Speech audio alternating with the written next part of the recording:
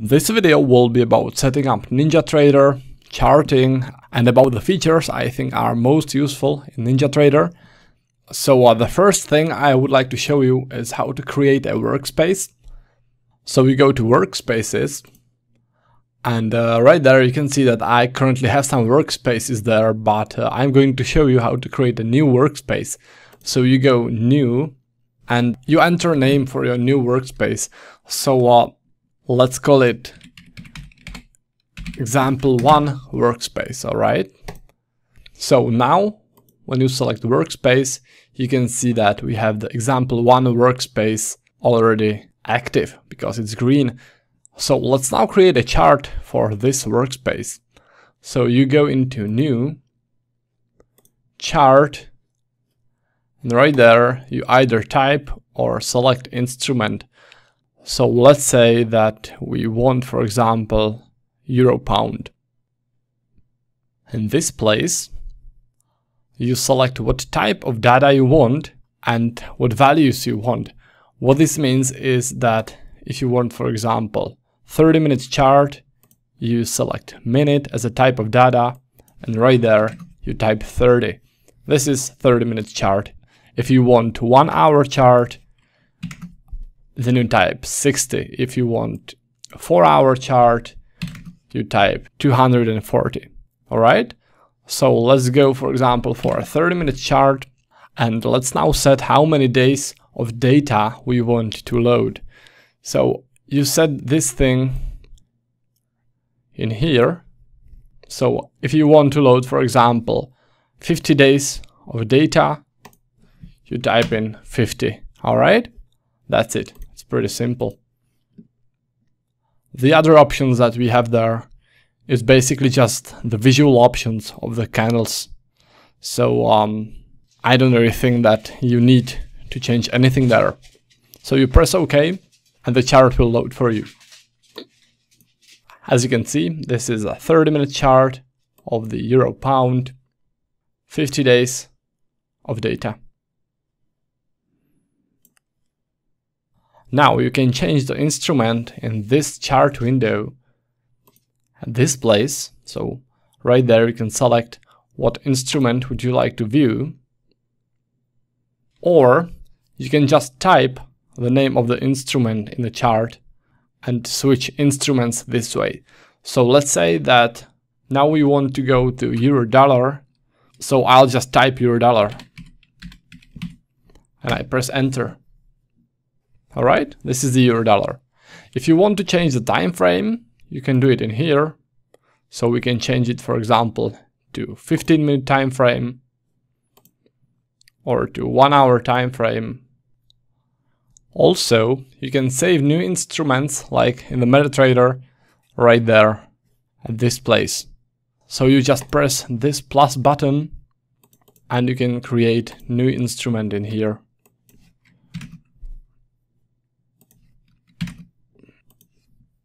All right, so now we have two instruments, euro dollar and euro pound. I personally prefer to change the instruments by typing the instrument name in the chart. I don't really like having all the instruments that I trade right there in the bottom, because the more instruments you have there, the more data you need to load, because data for all those instruments load every time you start NinjaTrader, and all the time you have it running, the data keeps updating. So it slows the NinjaTrader down, especially if you are using volume-based indicators like volume profile or VWAP. Having more symbols will slow down your computer significantly. So for that reason, I prefer to only have one symbol active, and when I want to change to another, I just select it from here or just type in instrument name and press enter. As far as the speed of NinjaTrader is concerned, what is also pretty important is that the more data you load, the slower NinjaTrader will be. Again, this applies only if you are using some volume-based indicators, because they do a lot of calculations. There are billions of calculations those indicators do. So the more data you load, the more calculations there are. So If you want to make it as fast as possible, then load only the amount of data you really need. So if you want, for example, to take intraday trades, then you don't really need to load, for example, 50 days of data. 10 days is enough, or 15 days is enough. All right. So make sure you don't load too much data, because it could slow down your NinjaTrader. Now let me save the workspace by pressing workspaces and pressing save. And let me now start a new one. I'll call it example 2. And this workspace will have 2 charts.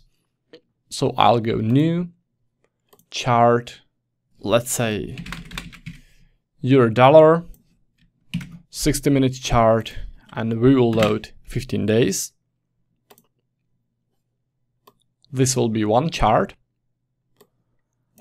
And now I'll create another chart. This will also be euro-dollar. And I'll make this one a 5-minute chart. I'll load 5 days of 5-minute chart.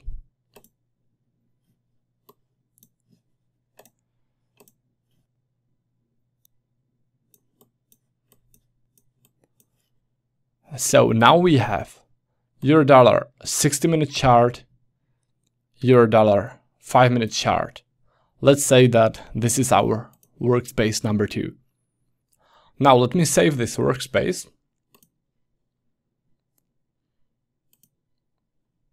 And also I'll close this one, I'll remove this one. So now we have 2 workspaces loaded. The workspace called example 2 is active right now. As you can see, it's green, so it's active. But example 1 is also opened and it's loading data. It's not visible, but it's sort of active. So this is the workspace number 2. And when I press this shortcut, which is Shift and F3 key, then it will automatically go to the first workspace. All right. So this is how you can quickly go from one workspace to another workspace. In my own trading, I have one intraday trading workspace and one swing trading workspace. And I also change them like this, like I showed you. Right? This is how I can quickly change from intraday trading workspace to a swing trading workspace. Now let me show you a neat trick how to link the symbols of those 2 charts. So in the first chart, you go in here, it says instrument link, and you choose a color for this chart. So let's go, for example, for red. And in the second chart, we will do the same. All right. So now when you change the instrument in one chart, it will automatically change in the second one. So let's, for example, change to 6E symbol, which is Euro futures. And as you can see, it also changed in the second chart. This is pretty handy in workspaces like that, especially if, for example, your workspace consists of 2 or 3 or 4 charts that show the same symbol, that show the same instrument. Then you can change instruments in all those charts very quickly. There is another feature which I like to use, and the feature is called Global Crosshair, right there. What this means is that if you have it active in both charts, so let me activate it in the second one too, you move around one chart and it also shows in the other one. So for example, if you are analyzing the charts on the 5-minute chart, this one, the potential trading level that you are looking into also shows on the left chart, in this case in the 60-minute chart. I'm on the left chart, moving over the left chart. As you can see, the right chart is moving because I would be moving out of the screen. So it's moving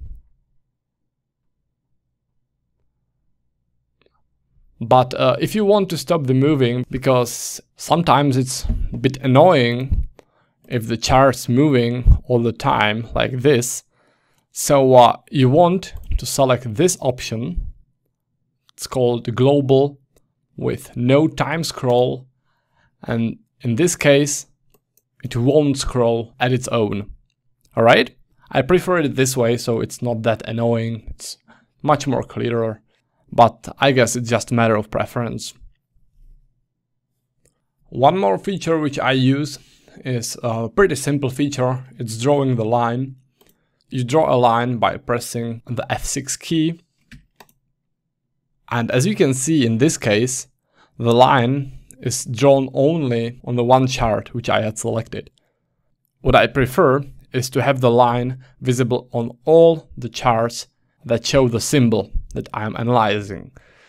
So I select the line, then I right click it, I go to properties, and in here I select that I want to show this line in all the charts with this current symbol.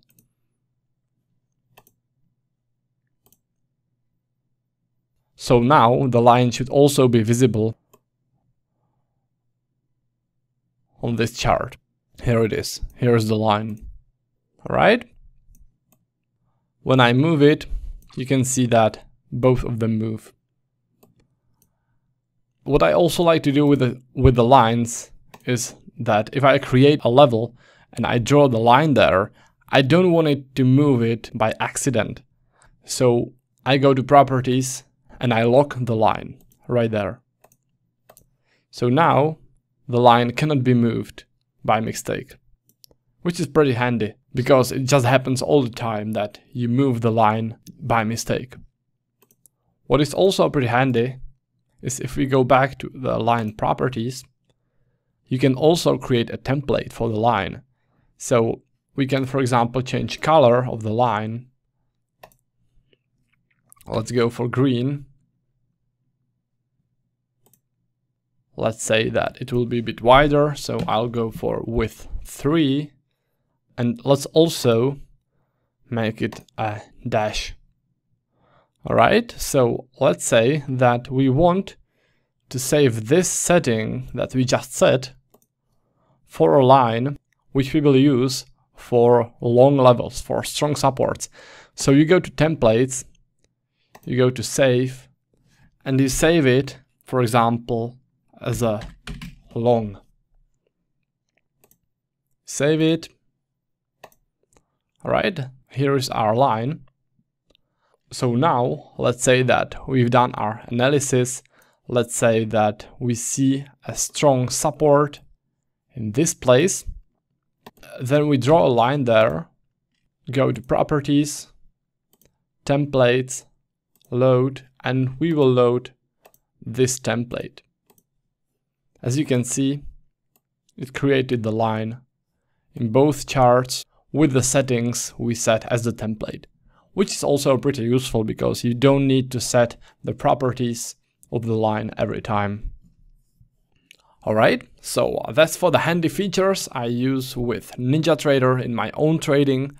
I hope you like them, I hope that you will be using them, and I'll see you in the next video.